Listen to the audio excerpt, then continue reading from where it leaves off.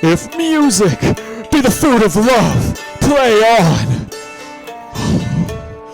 Give me excess of it, that, surfeiting, the appetite may sicken, and so die.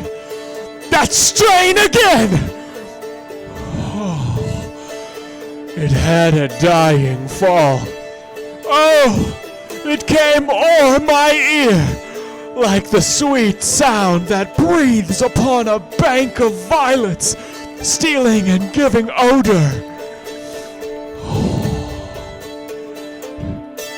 Enough! No more! 'Tis not so sweet now as it was before. Oh, spirit of love, how quick and fresh art thou, that, notwithstanding thy capacity, receiveth as the sea, naught enters there, of what validity and pitch soe'er, but falls into abatement and low price, even in a minute. So full of shapes is fancy, that it alone is high fantastical. Will you go hunt, my lord? What, Curio? The hart. Why, so I do, the noblest that I have. Oh, when mine eyes did see Olivia first, methought she purged the air of pestilence. That instant was I turned into a hart, and my desires, like fell and cruel hounds, e'er since pursue me. How now? What news from her? So please, my lord, I might not be admitted, but from her handmaid do return this answer. The element itself, till 7 years' heat, shall not behold her face at ample view, but like a cloistress she will veiled walk, and water once a day her chamber round with eye-offending brine. All this to season a brother's dead love, which she would keep fresh and lasting in her sad remembrance. That she hath a heart of that fine frame to pay this debt of love but to a brother. How will she love when the rich golden shaft hath killed the flock of all affections else that live in her? When liver, brain, and heart, these sovereign thrones, are all supplied and filled, her sweet perfections, with one self-king. Away before me to sweet beds of flowers. Love thoughts lie rich when canopied with bowers.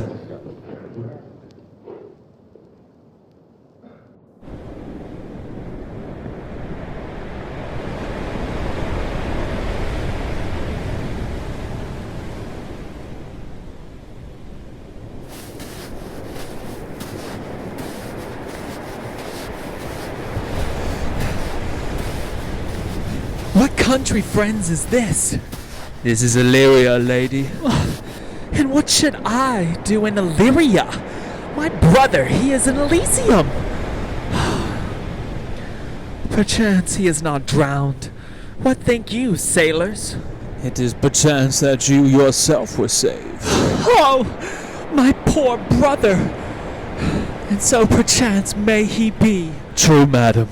And to comfort you with chance, assure yourself, after our ship did split, when you and those poor number saved with you hung on our driving boat, I saw your brother, most provident in peril, bind himself, courage and hope, both teaching him the practice, to a strong mast that lived upon the sea, where, like Orion on the dolphin's back, I saw him hold acquaintance with the waves so long as I could see. For saying so, there's gold. Mine own escape unfoldeth to my hope, whereto thy speech serves for authority the like of him. Knowest thou this country? Aye, madam, well, for I was bred and born not 3 hours' travel from this very place. Who governs here? A noble duke, in nature as in name. What is his name? Orsino. Orsino? I have heard my father name him. He was a bachelor then. And so is now, or was so very late. For but a month ago I went from hence, And then 'twas fresh and murmur, as you know what great ones do, the less will prattle of, that he did seek the love of fair Olivia. What's she? A virtuous maid, the daughter of a count that died some 12 months since, then leaving her in the protection of his son, her brother, who shortly also died, for whose dear love they say she hath abjured the sight and company of men. Oh, that I served that lady, and might not be delivered to the world, till I had made mine own occasion mellow what my estate is. That were hard to compass, because she will admit no kind of suit, no, not the Duke's. There is a fair behaviour in thee, Captain, and though that nature with a beauteous wall doth oft close in pollution, yet of thee I will believe thou hast a mind that suits with this thy fair and outward character. I prithee, and I'll pay thee bounteously, conceal me what I am, and be my aid for such disguise as haply shall become the form of my intent. I'll serve this Duke. Thou shalt present me as an eunuch to him.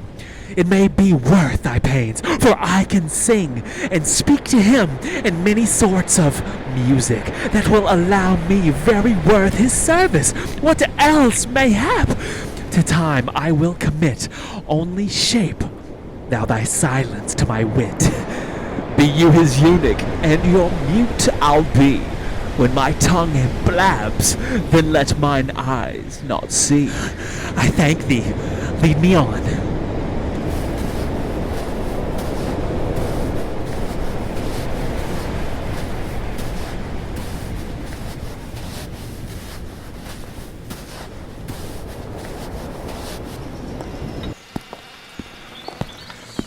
What a plague means my niece to take the death of her brother thus? I am sure care is an enemy to life. Troth, Sir Toby, you must come in earlier or nights. Your cousin, my lady, takes great exceptions to your ill hours. Why? Let her accept before Aye, accepted. But you must confine yourself within the modest limits of order. Confine? I'll confine myself no finer than I am. These clothes are good enough to drink in, and so be these boots too. And they be not, let them hang themselves in their own straps. That quaffing and drinking will undo you. I heard my lady talk of it yesterday, and of a foolish knight that you brought in one night here to be her wooer. Who? Sir Andrew Augurchuck? Aye, he. He's as tall a man as any's in Illyria. What's that to the purpose? Why, he has 3,000 ducats a year. Aye, but he'll have but a year in all these ducats. He's a very fool and a prodigal. Fie, that you'll say so. He plays on the viol to gamboys, and speaks 3 or 4 languages word for word without book, and hath all the good gifts of nature. He hath, indeed, almost natural. For, besides that he's a fool, he's a great quarreller, and but that he hath the gift of a coward to allay the gust he hath in quarrelling. 'Tis thought among the prudent he would quickly have the gift of a grave. By his hand, they are scoundrels and subtractors that say so of him. Who are they? They that add. Moreover, he's drunk nightly in your company. With drinking healths to my niece. I'll drink to her as long as there is a passage in my throat and drink in Illyria. He's a coward and a courtier that will not drink to my niece till his brains turn over toe like a parish top. What wench? Custody out of Olgo? For here comes Sir Andrew Ogleface, Sir Toby Belch. How now, Sir Toby Belch? Sweet Sir Andrew. Bless you, fair shrew. And you too, sir. Accost, Sir Andrew, accost. What's that? my niece's chambermaid, good mistress of cost. I desire better acquaintance. My name is Mary, sir. Good mistress, marry a cause. You mistake, knight. Accosters front her, board her, woo her, assail her. By my troth, I would not undertake her in this company. Is that the meaning of a cause? Fare you well, gentlemen. And let her part so, Sir Andrew. Would thou mightest never draw a sword again. And you part so, mistress. I might never draw a sword again.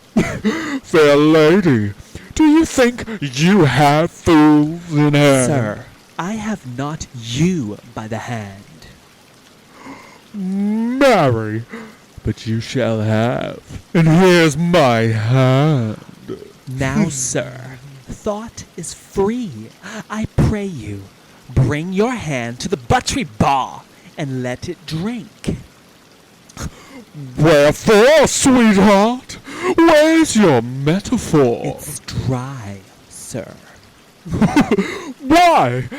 I think so. I am not such an ass, but I can keep my hand dry. What's your jest? A dry jest, sir. Are you full of them? Aye, sir. I have them at my fingers' ends. Marry, now I let go your hand. I am barren.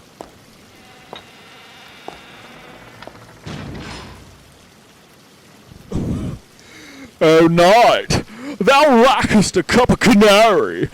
When did I see thee so put down? Never in your life. I think, unless you see.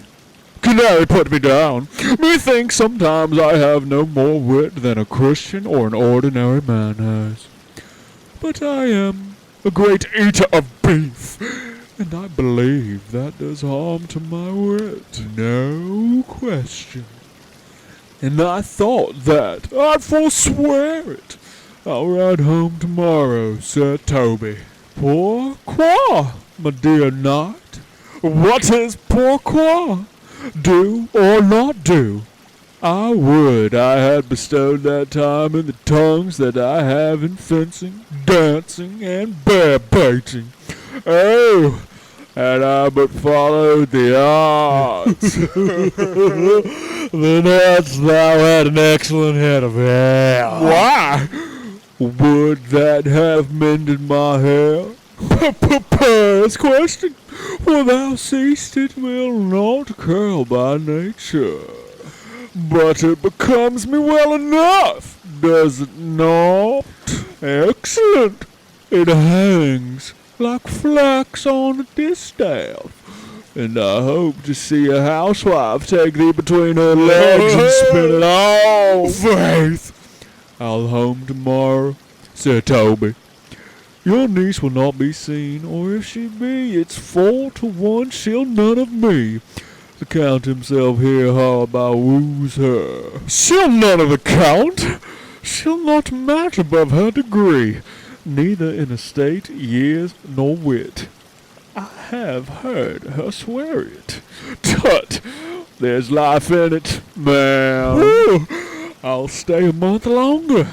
I am a fellow, or the strangest mind in the world. I delight in masks, and revel sometimes altogether. Art thou good as these kickshosses? Not as any man in Illyria, whatsoever he be, under the degree of my betters, and yet I will not compare with an older man. What is thy excellence in a galliard? Not? Faith, I can cut a caper, and I can cut the mutton too, and I think I have the back trick simply as strong as any man in Illyria. Wherefore are these things hid? Wherefore have these gifts occurred before 'em? Are they like to take dust like Mistress Maul's picture? Why dost thou not go to church in a galliard and come home in a coronto? My very walk should be a jig. I would not so much as make water, but in a syncopace. What dost thou mean?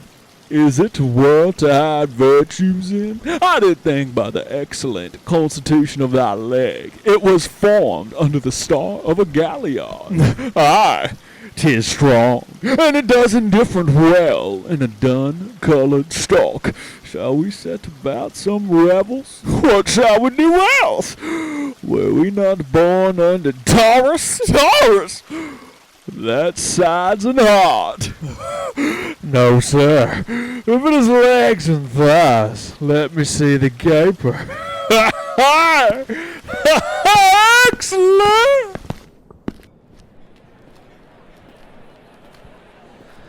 If the Duke continue these favors towards you, Cesario, you are like to be much advanced. He hath known you but 3 days, and already you are no stranger. You either fear his humor or my negligence, that you call in question the continuance of his love.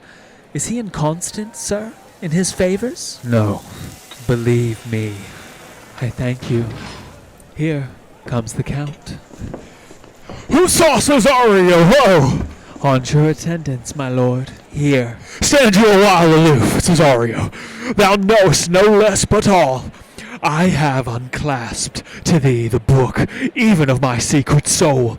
Therefore, good youth, address thy gate unto her. Be not denied access. Stand at her doors, and tell them there thy fixed foot shall grow, till thou have audience. Sure, my noble lord, if she be so abandoned to her sorrow as it is spoke, she never will admit me. Be clamorous and leap all civil bounds rather than make unprofited return. Say I do speak with her, my lord. What then? Oh, then unfold the passion of my love. Surprise her with discourse of my dear faith. It shall become thee well to act my woes. She will attend it better in thy youth than in an nuncios of more grave aspect. I think not so, my lord. Dear lad, believe it, for they shall yet belie thy happy years that say thou art a man. Diana's lip is not more smooth and rubious. Thy small pipe is as the maiden's organ, shrill in sound.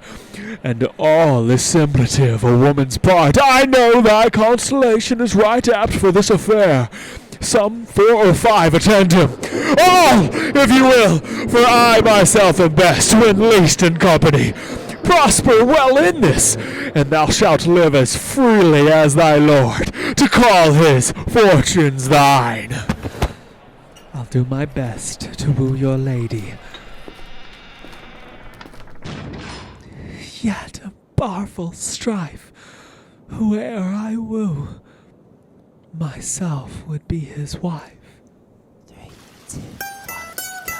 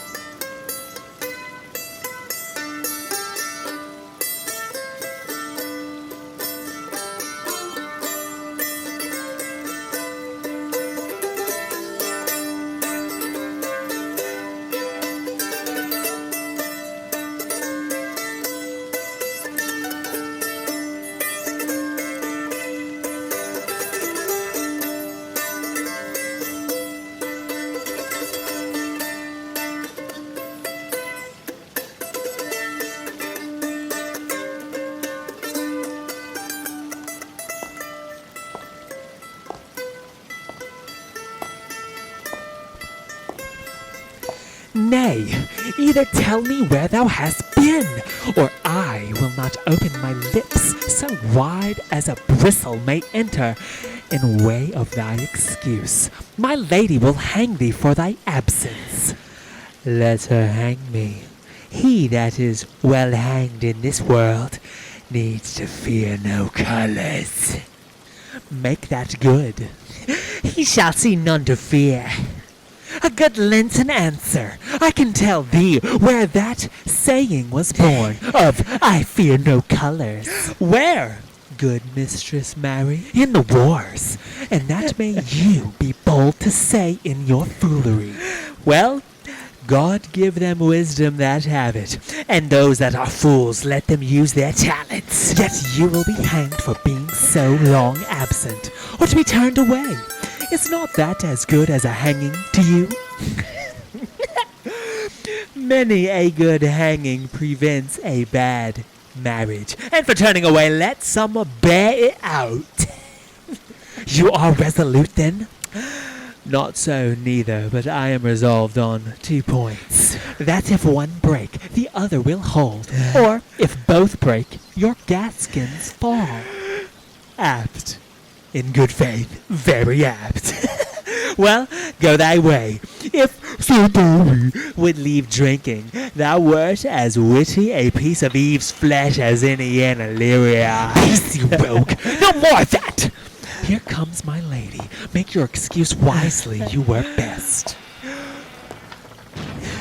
Wit and be thy will, put me into good fooling. Those wits that think they have thee do very oft prove fools, and I that am sure I lack thee may pass for a wise man. For what says Canopulus? Better a witty fool than a foolish wit. God bless thee, lady. Take the fool away. Do you not hear, fellows? Take away the lady. Go to, you're a dry fool. I'll no more of you. Besides, you grow dishonest. 2 faults, Madonna, that drink and good counsel will amend. For, give the dry fool drink, then is the fool not dry? Bid the dishonest man mend himself. If he mend, he is no longer dishonest. If he cannot, let the botcher mend him. Anything that's mended is but patch. Virtue that transgresses is but patch with sin, and sin that amends is but patch with virtue. If that this simple syllogism will serve, so, if it will not, what remedy? As there is no true cuckold but calamity, so beauty is a flower. The lady bade take away the fool, therefore I say again, take her away. Sir, I bade them take away you. Misprison in the highest degree. Lady cuculus, non facit monachum. That's as much to say as I wear not mortally in my brain. Good Madonna, give me leave to prove you a fool. Can you do it? Dexterously, good Madonna. Make your proof. I must catechize you for it, Madonna. Good my mouse of virtue, answer me. Well, sir, for want of other idleness, I'll bide your proof. Good Madonna, why mournest thou? Good fool, for my brother's death. I think his soul is in hell, Madonna. I know his soul is in heaven, fool. The more fool, Madonna, to mourn for your brother's soul being in heaven. Take away the fool, gentlemen. What think you of this fool, Malvolio? Doth he not mend? Yes, and shall do till the pangs of death shake him. Infirmity that decays the wise doth ever make the better fool.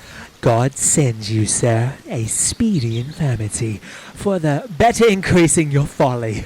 Sir Toby will be sworn that I am no fox, but he will not pass his word for 2 pence that you are no fool. How say you to that, Malvolio?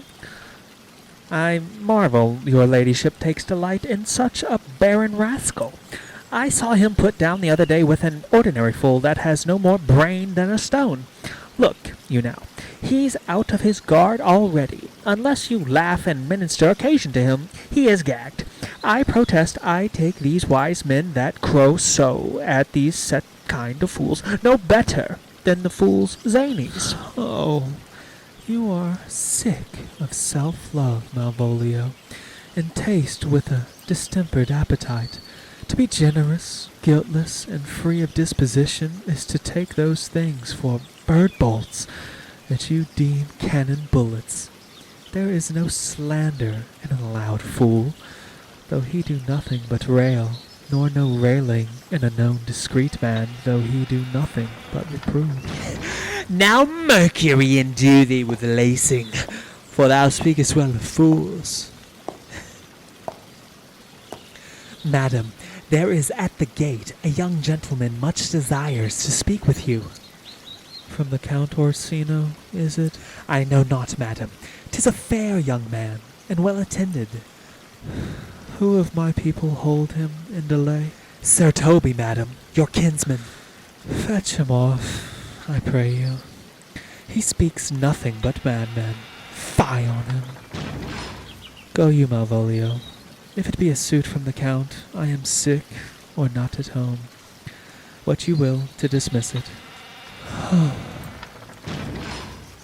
Now you see, sir, how your fooling grows old, and people dislike it. Thou hast spoke for us, Madonna, as if thy eldest son should be a fool, whose skull Jove crammed with brains. For here he comes. One of thy kin has a most weak pia mater. By mine honor, half drunk. What is he at the gate, cousin? A gentleman. A gentleman? What gentleman? 'Tis a gentleman here. A plague on these pickle herring. How now, sot. Good Sir Toby. Cousin, how have you come so early by this lethargy? Lechery! I defy lechery. There's one at the gate. Aye, Mary, what is he? Let him be the devil and he will. I cannot. Give me faith, say I. Well, it's all one. What's a drunken man like, fool? Like a drowned man, a fool, and a madman. One draught above heat makes him a fool, the second mads him, and a third drowns him. Go thou and seek the crowner, and let him sit, O my cuz, for he's in the 3rd degree of drink. He's drowned. Go look after him. He is but mad yet, Madonna, and the fool shall look to the madman.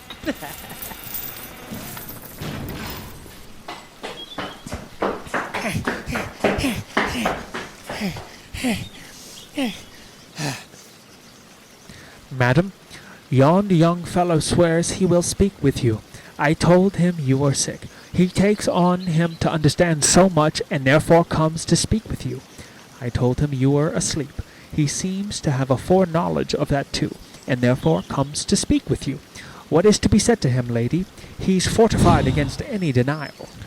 Tell him he shall not speak with me. Has been told so, and he says he'll stand at your door like a sheriff's post and be the supporter to a bench, but he'll speak with you. What kind of man is he? Why, of mankind. What manner of man? A very ill manner. He'll speak with you. Will you or no? Of what personage in years is he? Not yet old enough for a man, nor young enough for a boy. As a squash is before 'tis a peascon, or a codling when 'tis almost an apple. 'Tis with him in standing water between boy and man. He is very well favoured, and he speaks very shrewishly. One would think his mother's milk were scarce out of him. Let him approach. Call in my gentlewoman. Gentlewoman, my lady calls!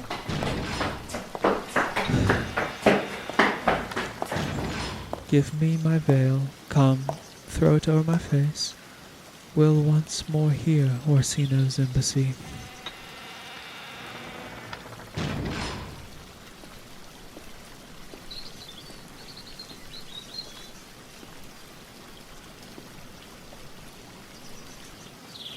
The honorable lady of the house. Which is she? Speak to me. I shall answer for her. Your will? most radiant, exquisite, and unmatchable beauty, I pray you tell me if this be the lady of the house, for I never saw her. I would be loath to cast away my speech, for, besides that it is excellently well penned, I have taken great pains to con it. Good beauties, let me sustain no scorn. I am very comfortable, even to the least sinister usage.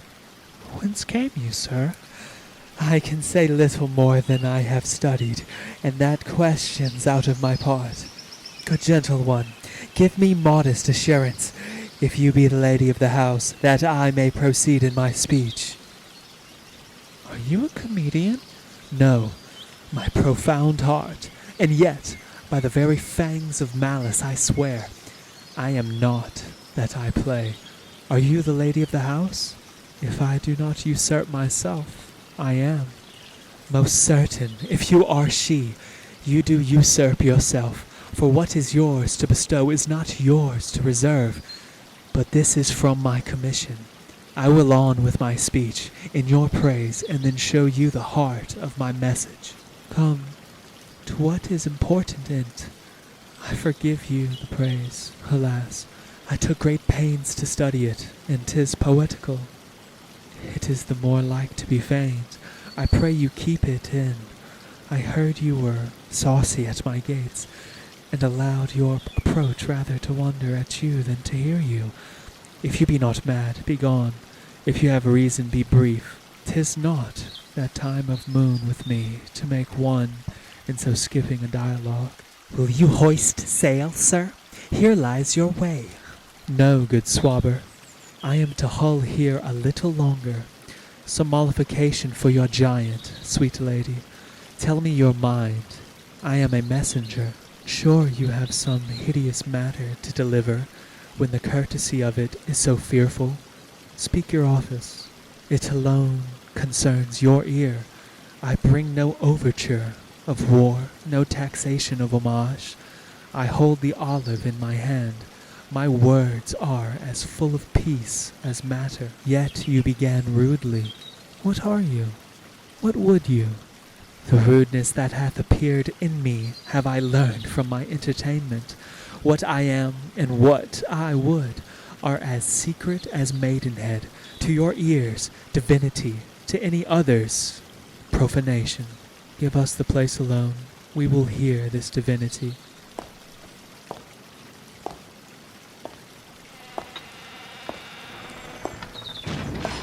Now, sir, what is your text? Most sweet lady. A comfortable doctrine, and much may be said of it. Where lies your text?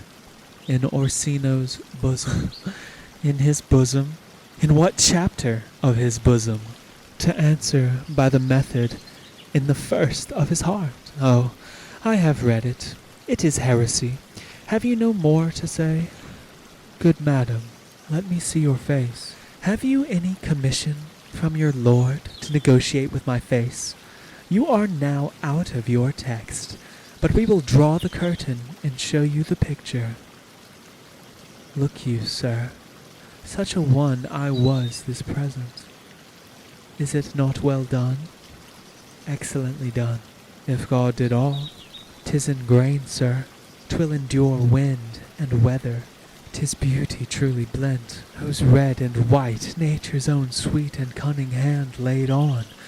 Lady, you are the cruelest she alive, if you will lead these graces to the grave, and leave the world no copy. Oh, sir, I will not be so hard-hearted. I will give out divers schedules of my beauty. It shall be inventoried, and every particle and utensil labeled to my will, as item, 2 lips, indifferent red, item, 2 gray eyes, with lids to them, item, 1 neck, 1 chin, and so forth. Were you sent hither to praise me? I see what you are. You are too proud. But if you were the devil, you are fair. My lord and master loves you. Oh, such love could be but recompensed, though you were crowned the nonpareil of beauty. How does he love me? with adorations, with fertile tears, with groans that thunder love, with sighs of fire. Your Lord does know my mind. I cannot love him, yet I suppose him virtuous, know him noble, of great estate, of fresh and stainless youth, in voices well divulged, free, learned, and valiant, and in dimension and the shape of nature a gracious person. But yet I cannot love him. He might have took his answer long ago. If I did love you in my master's flame, with such a suffering, such a deadly life, in your denial, I would find no sense. I would not understand it. Why? What would you? Make me a willow cabin at your gate, and call upon my soul within the house, write loyal cantons of contemned love, and sing them loud, even in the dead of night. Hallow your name to the reverberate hills, and make the babbling gossip of the air. Cry out, Olivia! Oh, you should not rest between the elements of air and earth, but you should pity me. You might do much. What is your parentage? Above my fortunes, yet my state is well. I am a gentleman. Get you to your lord. I cannot love him. Let him sin no more, unless, perchance, you come to me again to tell me how he takes it. Fare you well. I thank you for your pains. Spend this for me. I am no feed post lady. Keep your purse. My master, not myself, lacks recompense. Love make his heart of flint that you shall love, and let your fervour, like my master's, be placed in contempt. Farewell, fair cruelty.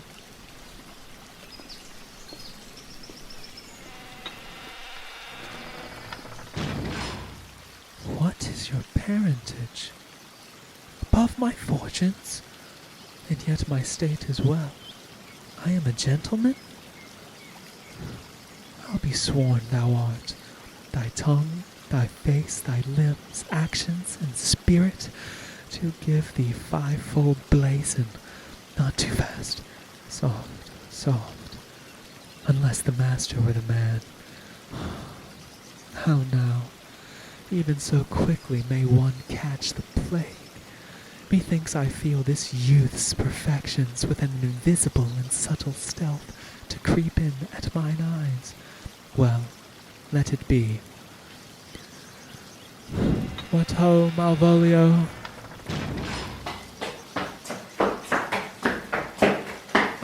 Here, madam.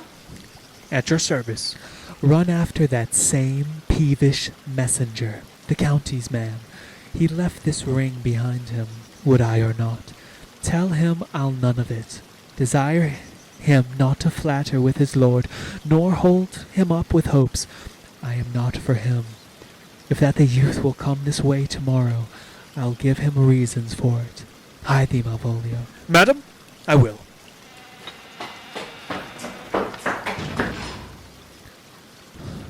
I do I know not what, in fear to find mine eye too great a flatterer for my mind. Fate, show thy force. Ourselves we do not owe. What is decreed must be, and be this so.